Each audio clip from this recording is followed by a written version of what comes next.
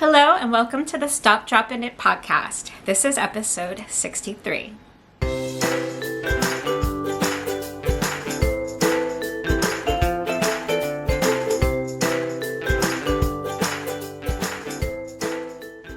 Welcome to all returning viewers. If you are new here, welcome to you as well. My name is Lisa and I am coming to you from Long Island, New York. And this is a podcast where I tell you all about all of the things I have been knitting and sometimes spinning and sometimes natural dyeing. So I have been doing quite a bit of knitting this week, so I think we should just dive right into it so I can tell you about all the things.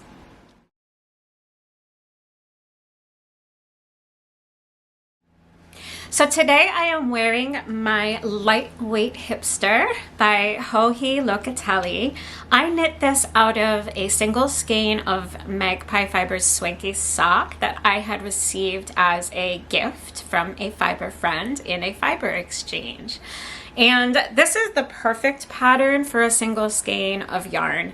I really recommend it. I'm probably actually going to take it off so that I can show it to you here, because it's kind of all scrunched up on my neck here, and I don't think I really need to wear it inside today. So I think I will just go ahead and take it off so that I can show you how gorgeous both this pattern and the yarn actually are. So the pattern, it's a really simple to knit pattern. There are these really cool cross stitch sections. I'm trying to see how to best, there you go. So there's these really cool cross stitch sections. And I do want to say, if you decide to knit this shawl, when you get to those sections that have all the cross stitches, try to keep your tension just a smidge looser than normal, because when you are, I forget how the stitches worked exactly, but when you are doing, I think it's a bunch of yarn overs, the yarn overs themselves really tighten up right against the needle. And then when you have all those stitches on the cord, they can be difficult to get back onto the needle. So that can be a very slow row unless you keep your stitches really loose. I did not, so if I knit this again, I would definitely loosen up my tension on those yarn overs. Yeah, this yarn is Swanky Sock by Magpie Fibers. It's the only Magpie Fibers that I've ever knit with, and I think it's an MCN base, so merino cashmere nylon blend. It is so soft, and the colors of these speckles, they're my favorites. If we can focus in on those.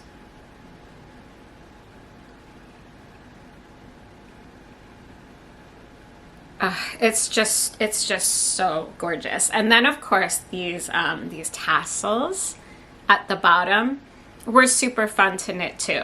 So I was a little bit short on yarn when I got to the tassels, and I remember that what I did, if you look at my tassels, I have a few different strands of yarn there.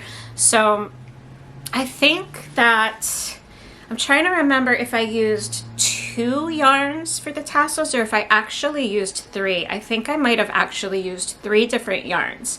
So of course I had the main yarn that was knit with the shawl. And then I also had a couple of minis left over from another project that I had done. And so I had one that was in like that purple color, that plum color there, that I added in.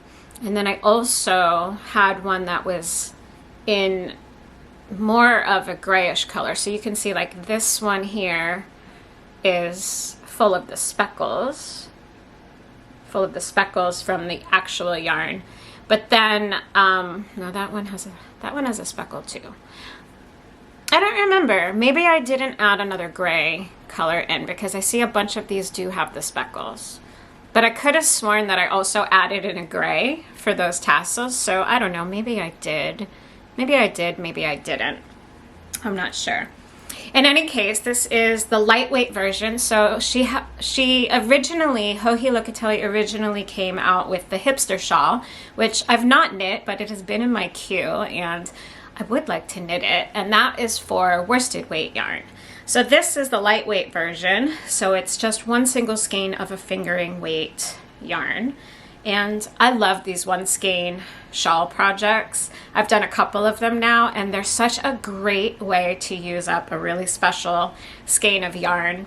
I remember back before I got really into sweater knitting, when I went into a yarn shop, I would just pick up single skeins of things because I knew I could always turn them into a pair of socks. And I had a hard time. At that time, I wasn't knitting shawls, I wasn't knitting sweaters, so I had a hard time imagining like how many skeins of yarn I would need for a bigger project, because those types of knitting projects just weren't on my radar at the time that I was often shopping for single skeins.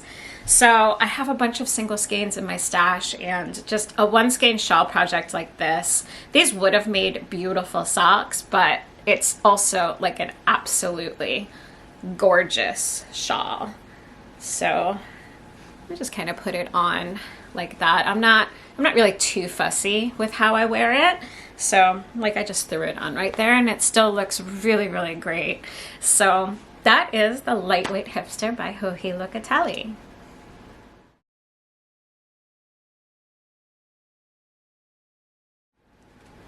I have a finished object to share with you all today, and it is the most adorable thing ever. It was just Halloween, and you guys, I knit finally this little trick-or-treat bear. Oh my goodness. So you guys, you know how I'm always buying these kits from Susan B. Andersen, and I always say that I buy them because they're so stinking cute, and then I never actually knit them up. I finally knit one up. So I had bought this one, I want to say maybe 2 years ago. I think it was during the pandemic at some time. And I just thought that this was so cute. I remember when this pattern originally came out, I wanted to buy the kit, and it was out of stock. So it went super quickly, as her kits often do. So I do have a tip.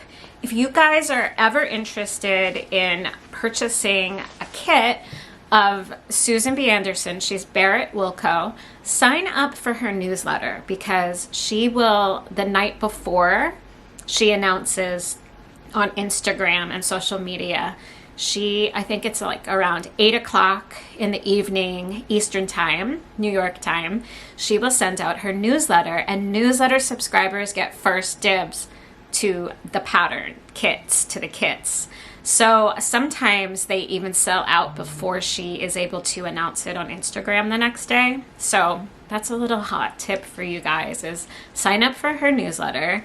There's no kind of discount or anything, but you just get first dibs when she releases a stinking adorable new pattern. So this one is not new. It is a few years old. You can also purchase just the pattern. You don't have to get the kit. She's got the pattern available both on her website at barrettwilco.com and on Ravelry. So you can find it in 2 places. And then you can just use like whatever yarns you have in your stash. And yeah, she gives you the breakdown of pretty close to the exact amount of yardage and the weight of yarn you're going to need to complete the pattern. So it's pretty easy, especially if you have a kitchen scale and you want to weigh out and you're not quite sure how many grams you have left over from, you know, whatever project in your stash. She gives pretty accurate estimates. So, like, I'll show you how much yarn I have left. So what I like about this kit is that she just does all of that for you, and, you know, she's got the most lovely yarn. It's 100% wool yarn. This is her worsted weight, and it is so soft. So this would be great wool for a sweater too, but it also works really well for these little guys. So, oh my goodness, let me show you, first I'm going to show you what I have left, and then I'm going to like show you this guy in more detail. I didn't quite get him finished in time for Halloween, but I did enjoy working on him as a break from the MKAL. I just needed something different to do. So I was like, you know what? It's the week before Halloween. I'm going to knit up this little guy, and I got him most of the way done. I think I got everything except the legs and the tail and the little pumpkin basket done. So she gives you all of the colors that you need, plus the safety eyes and a coupon code to download the pattern from her shop at no cost. So this is all that I have left. So this is probably a good amount of yarn. I don't know, I don't do granny squares anything, but I certainly could. Owen is interested in learning how to crochet. So this, I imagine, might be enough yarn to whip up a cute little granny square. I have no idea because I don't crochet, but I haven't weighed it, but it's a, you know, so she gives you not like just barely enough, but a little bit extra too.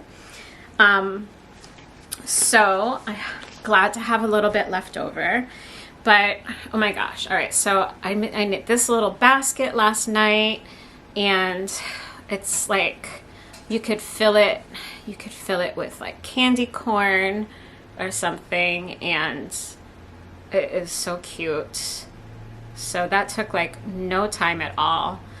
Probably when I do a little photo shoot with the finished object, which I haven't done yet, I'll probably like stick some candy corns in here. But all right, so look at this, guys.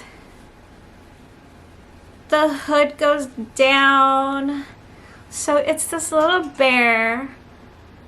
Oh my goodness. So he is, I think the original pattern that he's from is like a bear in a bunny suit or something like that. So she actually has that pattern that you're kind of referring to. You're doing half of him using that pattern, and then basically instead of the bunny suit part, she has separate instructions for the little cat suit part. So, oh, he's just so cute. So the little hood goes up over his head like that, and he's got these little cat ears. Look how cute he is. He's so adorable. And he's got this little I-cord tail in the back. So cute. So I think if I were to make him again, what I would do, the only thing that I would do differently is I might do the placement of the legs a little bit differently. So she has you mark the center stitch and then start picking up stitches right just one stitch over from that. And I feel like these legs are just kind of very much in front. So I don't know if they might work a little bit better. I feel like there should be a little bit more space between them, but I don't know. He sits really, really cute like that. So maybe just the placement of them for his ability to be able to sit and stay upright like on a shelf or something. Maybe that's pretty perfect the way that she did it. So yeah, he just sits like that. Sorry. Super, super cute. And then you can either like stick his pumpkin basket on the shelf, just maybe right in between there as she shows in her pattern, or you can have him carry it and be all ready to go trick-or-treating. So it's so cute. I'm so glad that I actually took the time to knit this guy up. He's just going to be a really cute little decoration to have here for Halloween, like all the Halloweens to come. I also have some little witches, a kit for those. I didn't get to those this year, so I think I'll knit those up next year in October leading up to Halloween. So I'll have this little bear and then like little witches, and it'll be so cute. So yeah, I feel like I need to try to knit one of her kits, like maybe one a month. I've already got plans to knit one of the other kits for a gift for Bryce, my husband, for Christmas. So I'm not going to tell you which one because sometimes he watches this. So that might have to be like a surprise that I show you guys after the holidays, or else I'll have to just forbid him from watching the videos. I don't know. But yeah, so I think if I have quite a little stash of these cute little kits, and I think if I could commit to just trying to knit through one of them a month, he was really quick. He took me a week. I could have gotten him done in a weekend if I just, you know, had a few hours set aside for each day of a weekend and didn't really focus on any other projects. So he was super quick, and he's so cute. Mwah. Okay, so let's move on to whips.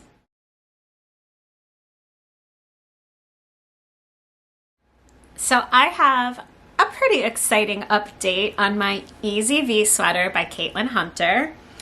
I have made quite a bit of progress on it. I don't have the body done quite yet, but I did split for the sleeves and the body. Oh my goodness. And I've gotten a few inches done. I'm probably halfway toward being able to do the hem for the ribbing. I am so excited about this one. This is kind of exactly what I want to be knitting on right now. The MKAL has been very tedious. I think tedious is probably the word for the MKAL, but we'll talk about that in a minute. Just the yoke was just pure joy to do this easy, very easy color work. There's only one row in the whole entire yoke where you're using 3 colors at once. The entire rest of this color work is just 2 color knitting. So this I would recommend to be a perfect beginner color work project for stranded color work. And now I'm just in stockinette body, and it's just perfect because I just need to have a mindless thing that I can pick up. And so I'm actually in no rush to finish this because I am so enjoying the mindless stockinette body portion of it. But at the same time, the weather's not quite cool enough to really be wearing sweaters yet.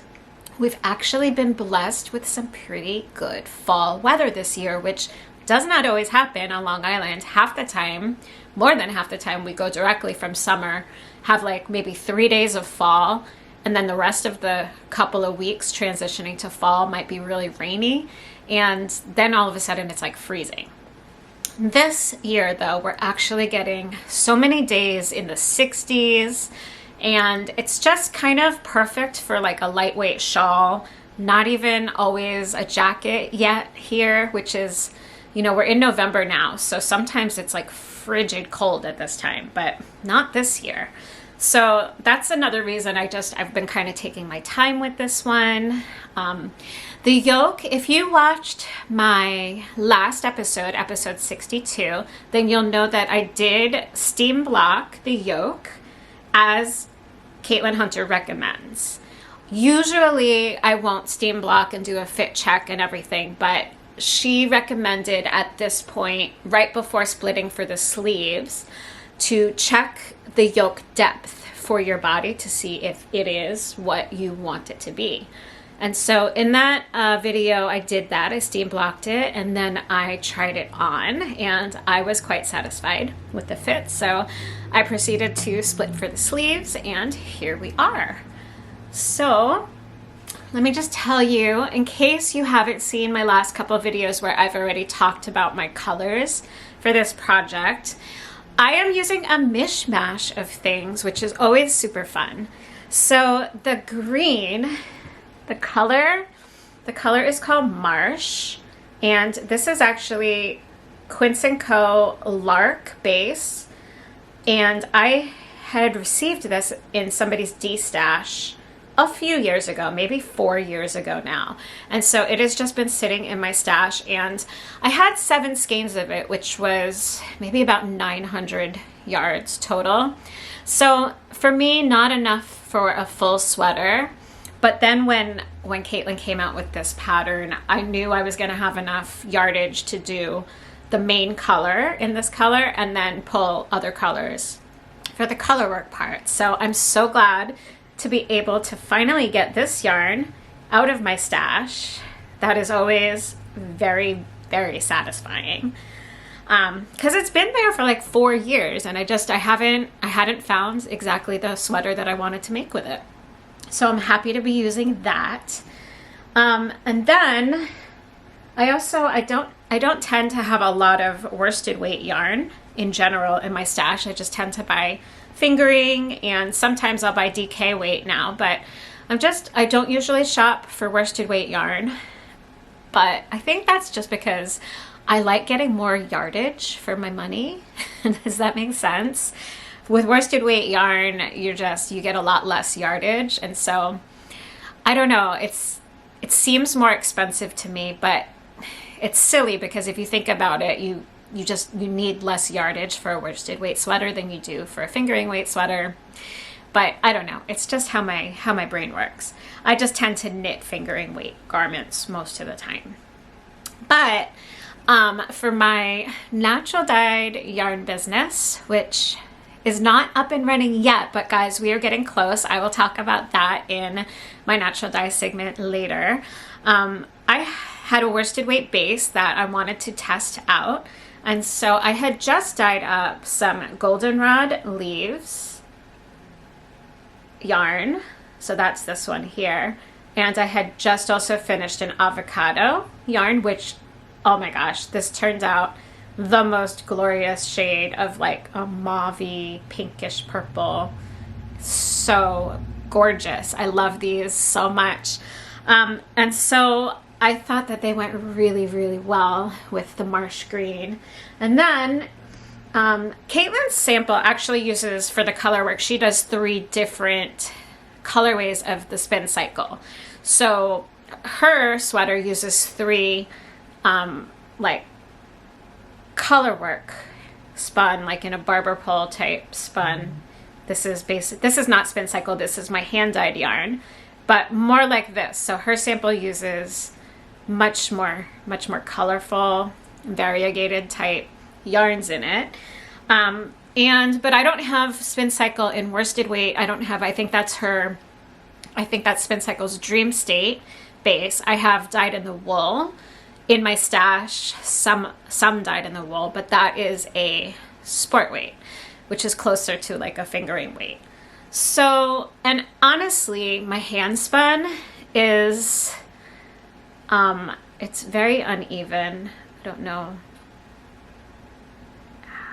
know how well you can see like the weight, how that changes, like the thickness and stuff. So what I'm actually doing is I'm holding this double with itself. So I had like 4 of this size quantity, and so I've pretty much used half of my hand spun already, and that's what it is looking like there. Hopefully that's focusing. I can't actually, there we go, now I can see it. So yeah, so I've made like some, to me, really exciting progress, because now it really looks like a sweater. It's gonna fit beautifully because I know that, because I tried it on already after I did the yoke. And yeah, so this is maybe like my favorite project that I'm currently working on right here. And I'm not exactly in a hurry to finish it, but at the same time, I would probably like to at least finish up the body this week. And then there's more of this color work on each of the sleeves. So I have a feeling that the sleeves are gonna go a bit more quickly than they usually seem to because of the color work. So that is my whip. I also have my make along, so spoiler alert if you do not want to. I mean, I'm so far behind, you guys. I am ridiculously so far behind. At this point, the whole entire pattern has been revealed, so it's not much of a surprise, I think, to most people anymore, but just in case you are actually working on it and have committed to not seeing the pattern and have not yet done clue 2, then maybe this is your spoiler alert warning that part of clue 2, not all of it, because I am so far behind, is about to be revealed. So let's move on to the make-along.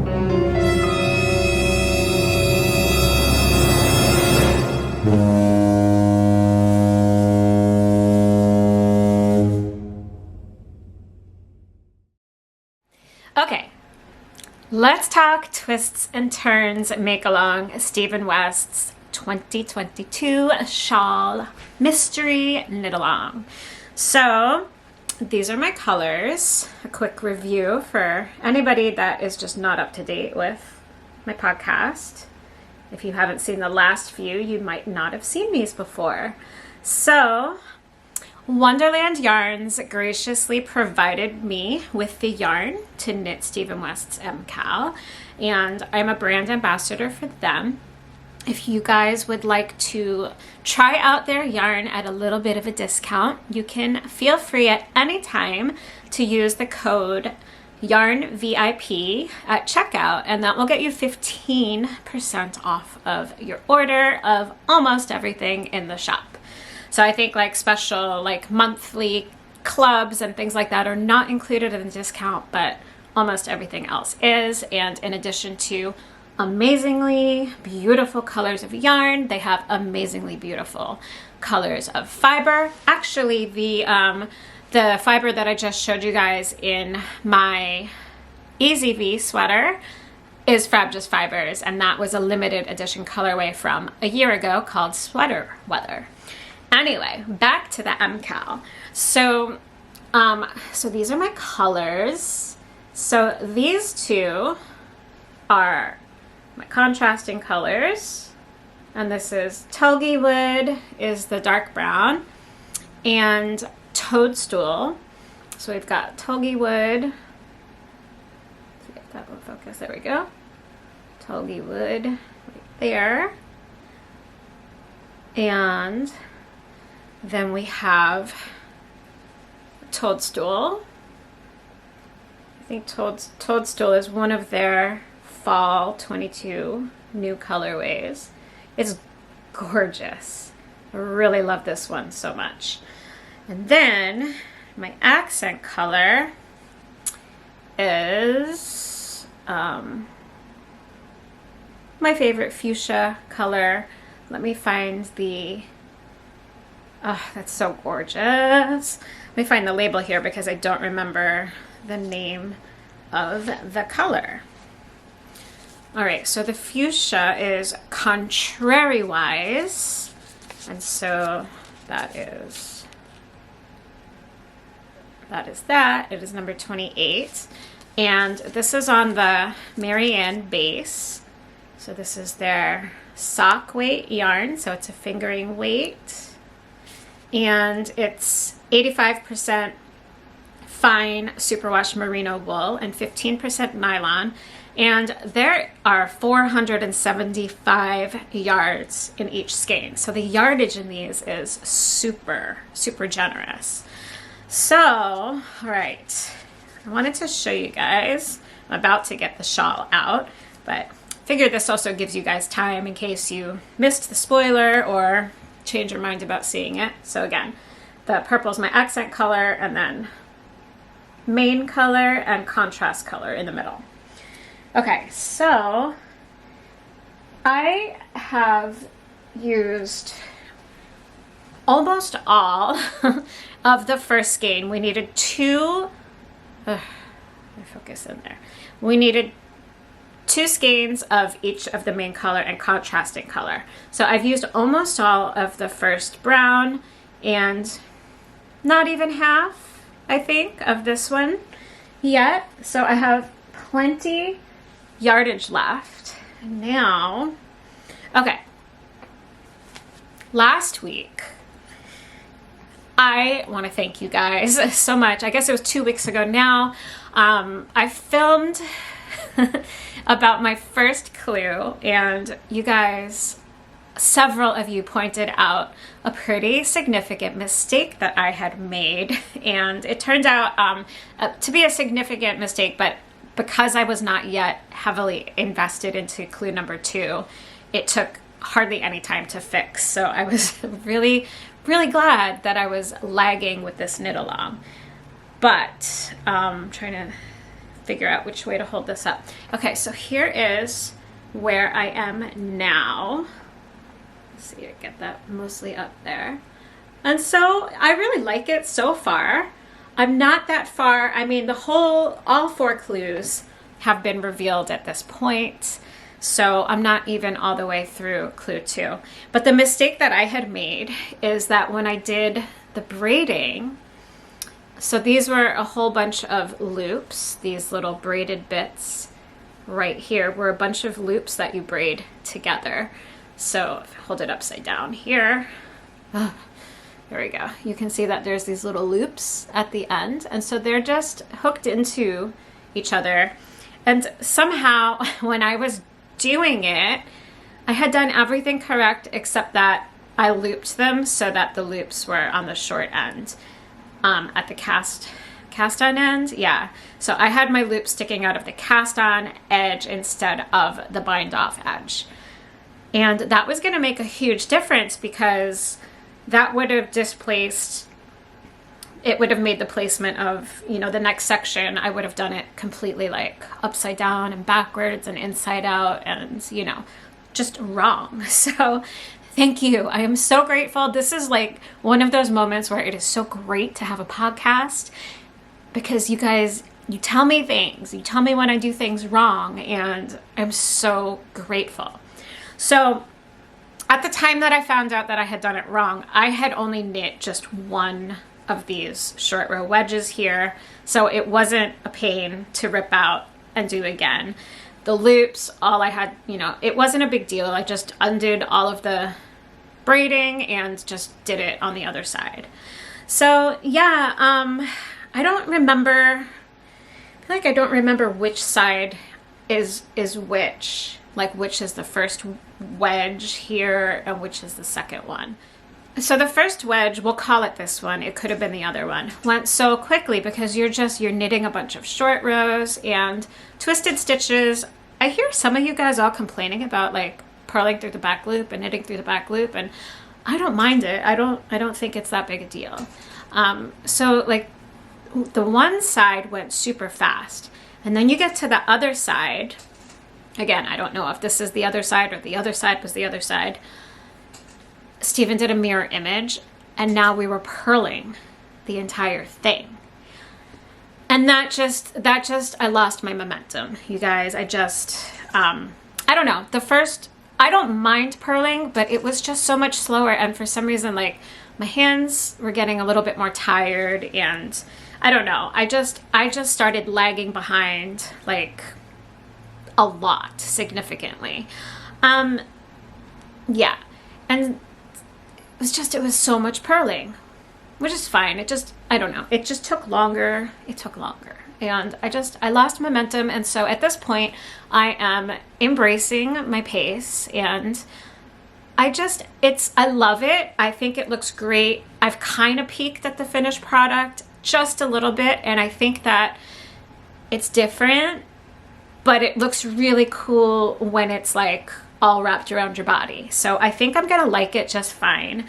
It does look like a lot of tedious knitting coming up. So I am not going to like just plow through this. I'm gonna continue knitting on it, and I'm gonna do it at my pace, because I have so many other things that I am very, very interested in knitting on right now that, you know, this will get done when it gets done. Probably I'll try to have it done by January like I did last year. And yeah, I think I finished it like before February last year. I actually finished the make along, and I'm fine with that. I'm not going to be in a rush. So I was about to cast on for the cables, which I think is that there's like some cabley stuff So that the remainder of clue 2 is like there's like a strip of cables in the contrasting color. So it'll be in this color will be some cables going up along like this edge on both sides. And I sat down a couple nights ago to do that, and for some reason I was like, why does mine look different from Steven's? I had made another mistake. Just on this very last short row wedge, I had reversed it so that the short end of it was up here and the thicker end of the wedge was on there. So I had to rip out this whole like last brown section. And so at that point I was like, forget it. I'm gonna finish these short rows, and I'm gonna just work on some of my other projects because I just want to show it in my podcast. At this point, it's gonna take me at least another week to like get clue 2 finished because I have so much going on, and I did not want to postpone my podcast another week because it's been 2 weeks now, and I wanted to show it to you guys, and I didn't want to wait. So I decided at that point, I'm making silly mistakes. It's going to be what it's going to be. But, you know, so far, I think the colors are great. I have no idea how this is all going to fall and wrap when it's all, because there's all kinds of other sections going. So, all right, here's one final look at my halfway through clue 2 progress.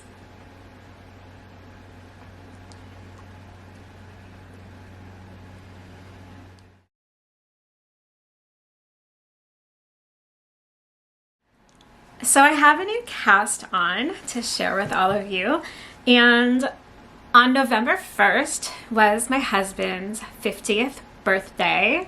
So it turned out to be a really amazing day for him. He was named as an interim music director at his Episcopal church, and they called him on the night of his birthday, and they offered him the position permanently and even gave him a little bit of a raise. So that was amazing, and I think it's going to be public knowledge like tonight. So by the time this podcast comes out, he will have announced it to everybody too. So he is now the permanent music director, which is really exciting. But for his birthday present, I wanted to cast him on a pair of socks. Basically, I said, I got you yarn and I'm gonna knit you something with it. And all right, so like a month ago, maybe, Gauge Dye Works, whose yarn I have never tried before, but they've been on my radar for a while. They came out, they did a collaboration with designer Andrea Rangel. I think that's how you say her name. And if you guys don't know who she is, you might know she did the very popular Descent sweater. That was, I'll stick a picture of it. So I think you will recognize that sweater because it was a very popular design. So they did a collaboration where she designed different colorways based on birds. And so I want to say there's maybe 8 or 9 or 10 different colorways, something like that. And there's one that's called the Checklist of Birds, which is actually the name of her pattern. And that kind of includes, that one colorway includes little snippets of all of the different birds. So it's got like all of the different colors. So I picked up that color. I picked up the Northern Flicker. I should go get it. Hold on. This will be easier. Okay, I'm back. All right, so I'm going to show you. So the Checklist of Birds is this beautiful mix of colors. And so it is all of the bird colorways together in one skein. So I'll stick a picture of them knit up so that you guys can see. But I got that one because that's super fun. And I really was interested in picking these up because of this one here, which you're gonna say, Lisa, those are not your normal colors. No, you're definitely right. They're not my normal colors, but I like them very much. This colorway is the Northern Flicker colorway, which is very, very, very significant to me because I did my dissertation recital, a portion of it, and I've done since more focused work on it in lecture recitals. I just lost my train of thought. My dissertation recital, part of my research was on a piece by a woman composer, an American woman named Vivian Fine, and she composed a piece based on the flicker bird. And so it has become kind of like my standard piece. I play it a lot. I did a lecture recital on it. I have taken this piece and promoted this composer at different flute festivals, locally and nationally. And so it's just kind of a very, the flicker bird has become my bird. So when they did a Northern Flicker colorway, I had to get it. So this one is going to become a pair of socks for me. And then Owen's favorite thing in the world is birds and collecting bird feathers. And he has enough blue jay feathers that he's found in the yard to basically put together his own blue jay bird, maybe more than one. And so this is the Stellar J colorway, Stellar's J. And so these are going to be for Owen and probably also me, because with his socks I usually can get a pair for me and him. So we will see. And then the one that I picked up for my husband is the Great Blue Heron. And so this one is already wound up and it looks like this. And if you notice, and I had actually wound it up in reverse with the beige on the outside, but if you notice all of that beige on the inside there, that is half of the skein. So I think what I'll do is I will open one of these other skeins so that you can see how she dyes this, because I had never seen yarn dyed this way before, and I was really, really confused like how to go about knitting it up. So half of it is beige and then the other half is the bird colorways. So the beige part is meant to be the contrasting heels and cuffs and toes, and then the self-striping part is on the other half of the skein. And so when you wind it up into a cake, it's not like typical self-striping yarn where it's just all kind of mixed in there together. She's got, like, you could separate it out into two skeins and have like two different balls of yarn, and I guess, you know, that's one way of doing it. But what they recommended in the pattern was to basically start winding with the beige end. So of course I didn't buy the pattern itself and read it until I had already wound my yarn. So then I had to rewind it and pull from the center for the heels, cuffs and toes, and then work from the outside for the stripy parts of the pattern. So before I get into that, I also picked up one other colorway, and that is called Maple. And I really thought that those colors were really, really beautiful for the fall. And I love maple everything. So, okay, so this is my first time knitting a toe up pattern. So I'm trying new things here on the podcast, you guys. I'm trying new things. And I didn't do a gauge swatch. I just cast on, and when I looked at the sizes for men's feet and for her pattern, it looked like her largest size was going to be basically for like a men's size 11-ish, and my husband has a size 12 foot. So like when I looked at a chart, like I found a chart online. I didn't measure my husband's foot because he wasn't home and I was impatient and I just wanted to cast on. And so I looked up like a standard chart for like what is the circumference of a size 12 men's foot. And I think it said something like 10.5 inches. And like her largest one was like 9.5 inches, or maybe his was 11.5 and the largest was 10.5. Whatever it actually is like my husband's looked like it was going to be an inch larger than the pattern. So I said, okay, well, I'll just cast on for the largest size. And she recommended using size 0 needles. So that's what I did. I need to dig out my size 0 circulars. I think I have a size 0 circular somewhere because like there's so many stitches that I'm constantly afraid that they're gonna fall off and that I'm just gonna lose these stitches. So like it works, but I might be more comfortable. Like each of these needles, each of these needles is so short. It's not going to focus at all, but there we go. They're so short, and there's like 86 stitches on this sock. So, and it's pretty close. Like, I'm not really sure what to do. Like, I knit him his Charlie Brown socks, and I knit those on a size 1 with 80 stitches.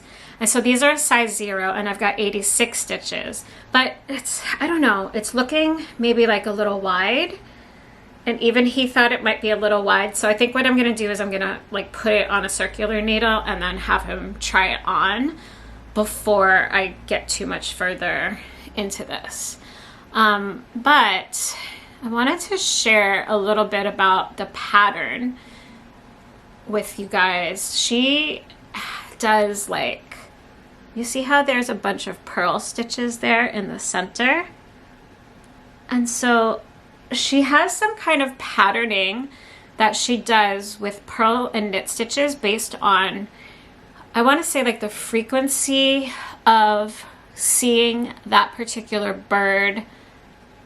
I don't know if it is in her region or the region that the bird is most often seen in, how frequently during like the different months of the year. I didn't prepare. I did not prepare well for this segment, but yeah, it's really interesting. I'll be talking about these more in future podcast episodes, so I will read a little bit more thoroughly about like her reasoning for the different purl bump stitches. And I think each bird has its own pattern that I think just repeats throughout the sock, but the checklist of birds where you're doing the socks with like all the different birds in it, I think the patterning of the purl bumps versus knit stitches is different for the different birds. So it's pretty cool. It's pretty fun. Look it up, Andrea Rangel and Gauge Dye Works. It's definitely on both of their Instagram accounts about these socks, and it's just really fun.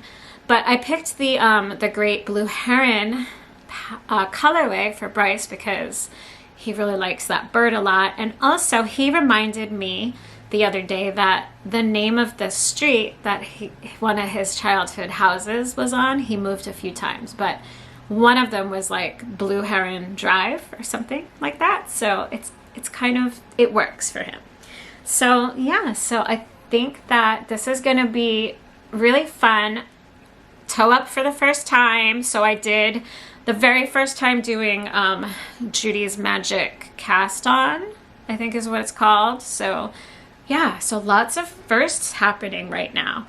But I'm definitely going to throw this on either some waste yarn or a circular needle so that I can have him try it on. Because if it's going to be too big, then he's got really big feet. I don't want to knit like an entire sock. I mean, it would suck to rip this out and start again, but I'd much rather rip this much out and start again than a whole sock, right? So we'll see. I have no idea. I guess I could check my gauge, but I think my gauge is probably pretty good. It's just I don't really accurately know how to size socks for my husband's feet. It's hit or miss. So all right, so that is my brand new cast on. What else do I have to share with you guys? I have some acquisitions. I have a little bit of spinning. I've got natural dyeing. Yeah, all right, I'll be here for a little while still. So let's move on to spinning.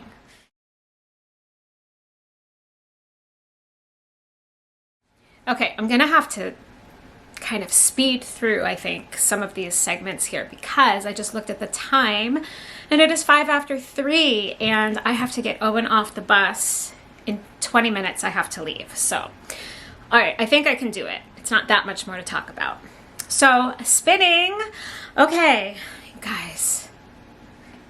Do you see how gorgeous this is? This is amazing.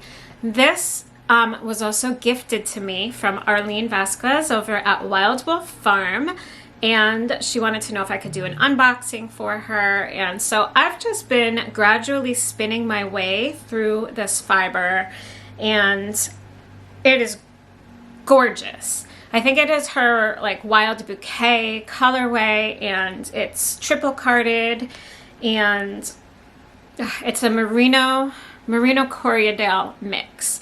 And so I had two of these. I had the purple and I also had this gorgeous blue.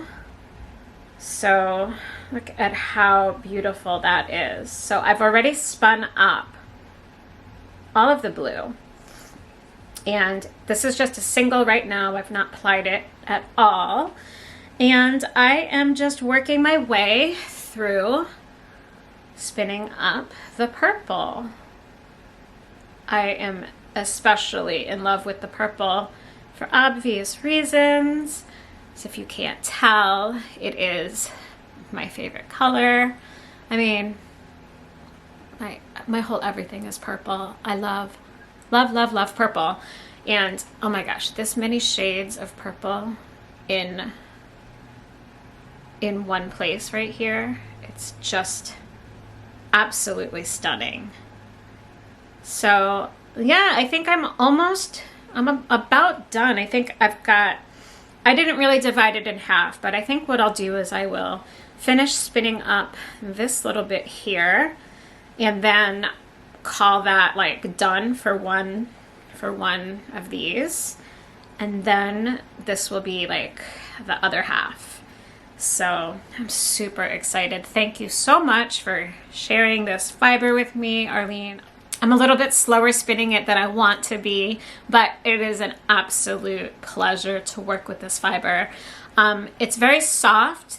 I don't know a lot about like the different sheep breeds, but merino is a very soft fiber and Corriedale is a little bit, I don't want to say rougher, but what would the word be? More rustic, I guess. And the two of them together kind of balance each other out really well. So this is soft, but it's like a little bit more rustic than just a nice smooth merino would be, which I happen to really, really love so much. So that is an update on my spinning. I just love it so much. It's beautiful. Okay, so let's talk about natural dyeing.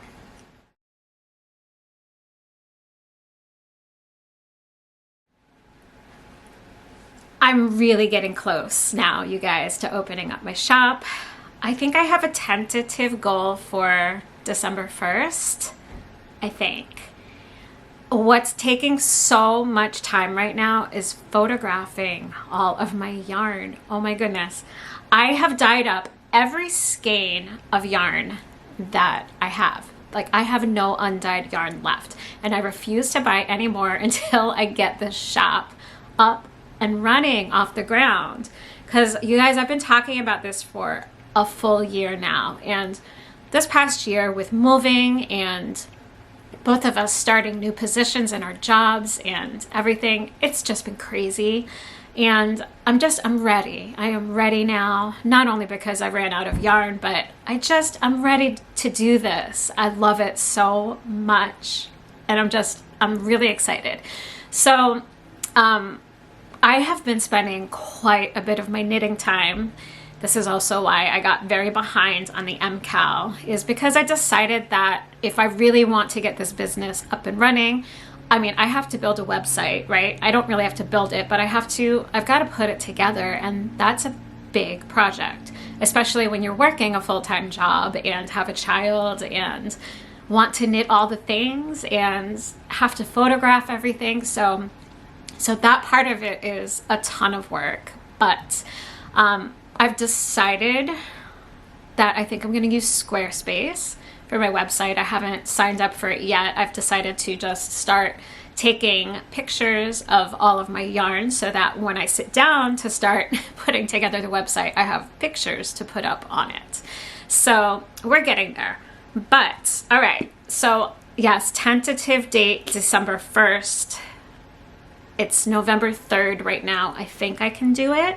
I'm about halfway through taking pictures of everything. So part of the picture thing too is that because it's natural dye and the colors read most accurately in the natural light, I have to have days where the lighting is really ideal for taking the pictures to show the most accurate colors the way that I see them. And I know that it's going to be different on everybody's screens, but the natural dyes look so different in different lighting that I just wanted it to be like, all right, if you take this outdoors, it should look pretty close to this, so that there was kind of a standard there. Yeah, so, and we've had some rainy days, and then of course I work, and so it's kind of like this mid-afternoon time is the ideal time where I have the best lighting for the pictures, but my schedule doesn't always allow me that flexibility to take pictures when I want to. So anyway, so that is the shop update, but I do have some yarn I wanted to share with you. I mentioned that I was testing out a base, and so this is like my sole undyed skein of yarn because I'm using it in a project which I am getting ready to cast on very soon.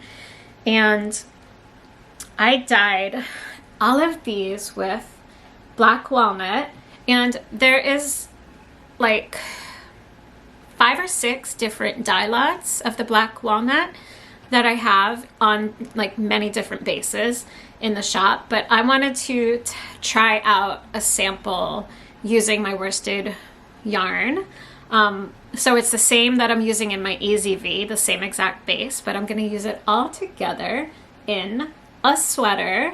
And so I'm not going to tell you what that sweater is yet, but I think I will have it cast on by next week's episode. But yeah, so these are all used black walnut, and they're just gorgeous. So obviously this one is undyed, and one of the exhaust baths gave me like this beautiful tan color, and one of the initial dye baths gave me this gorgeous brown color. And then what I did was I took one of my deepest browns and I put it in an iron after bath so that I could deepen it to this really, really rich brown. And so I'm just gonna kind of hold that up here. It is really difficult to get such deep colors with natural materials. Look at how gorgeous that is. It's so pretty.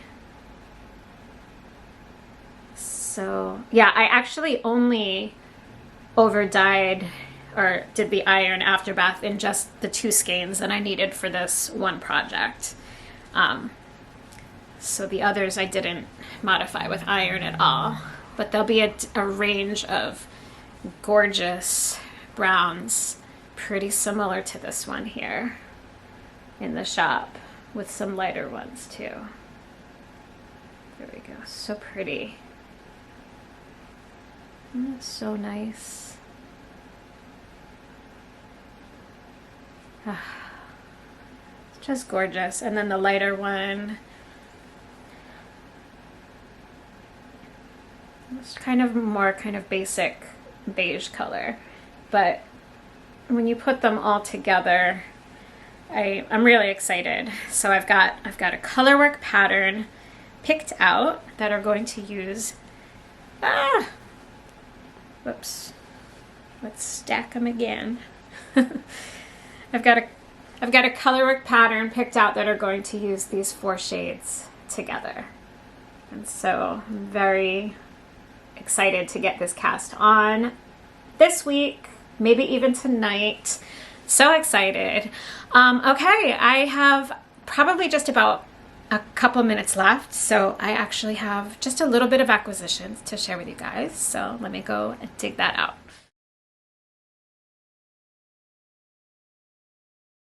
Okay, this week all of my acquisitions are publications in the form of books and magazines. So I have this stack of things and I only have like 3 minutes left, I think, before I have to go get Owen from the bus stop. So I'm just gonna show you guys these really quick. This is my stack of books, and yeah. And then I haven't even had a chance to flip through most of these yet, but I was in the bookstore last week with Mr. Owen, and as always, I browsed through the knitting section and I found some new books that I was very interested in. So the first book that I picked up is Patty Lyons' Knitting Bag of Tricks. And I really think that this is going to be a fun book to read through. I follow Patty on Instagram and I've seen her little back and forth with Jimmy Kimmel, and she's hilarious, but she also is very knowledgeable about knitting. And so on the back, I'll just read the back cover. It says, "Want to take your knitting to the next level?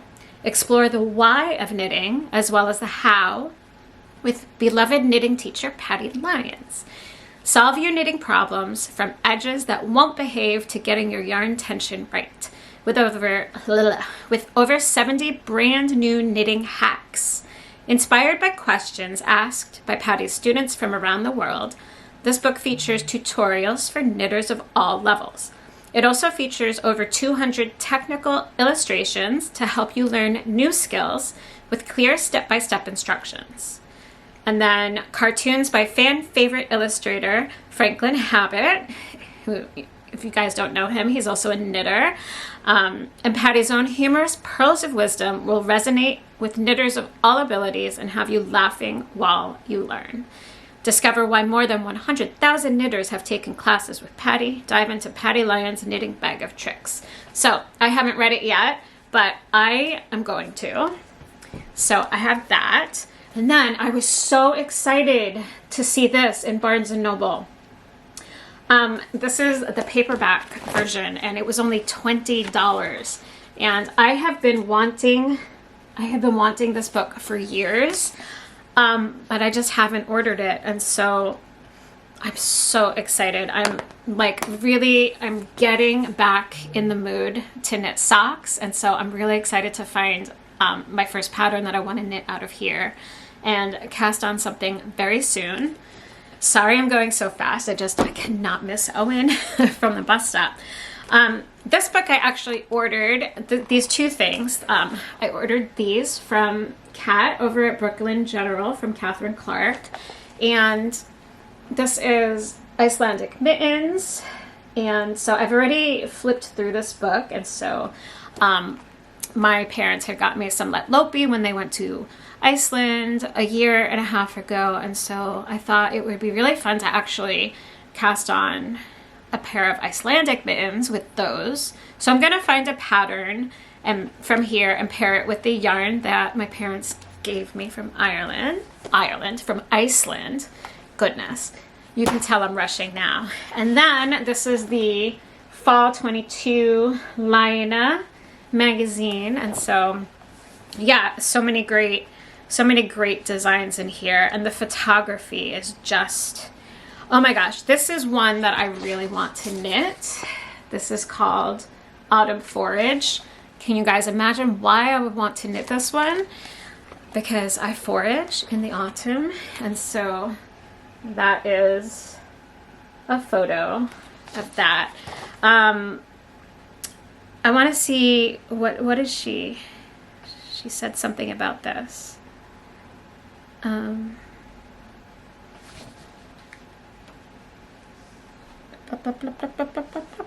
wanted to say, where did it say?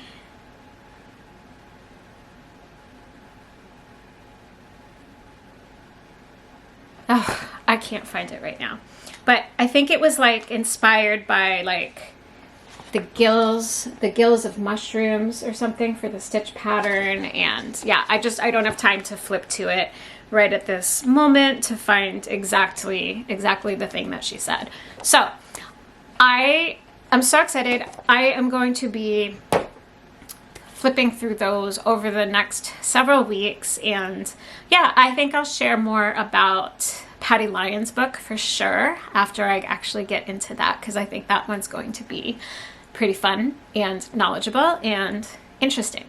So, and then the others I will share just, you know, as I start knitting patterns from them, I will share them with you again. But thank you guys all so much for joining me again. I love hearing from all of you in the comments. If you have subscribed to my podcast already, thank you so much. It really does help my channel so much. All of the likes on the videos, and the more of you that subscribe, the more YouTube will show my videos and other people will be able to find them. So if you've not taken the time to subscribe but keep finding yourself watching my videos, it would mean the world to me if you could hit that subscribe button. And I will see you guys again, maybe next week, maybe 2 weeks, I'm not really sure. Basically when I feel like I have enough to update you guys on. Okay, probably actually when I finish Clue 2, I will pop back on for another podcast, unless I don't get to that. So yeah, thank you guys so much. Bye-bye.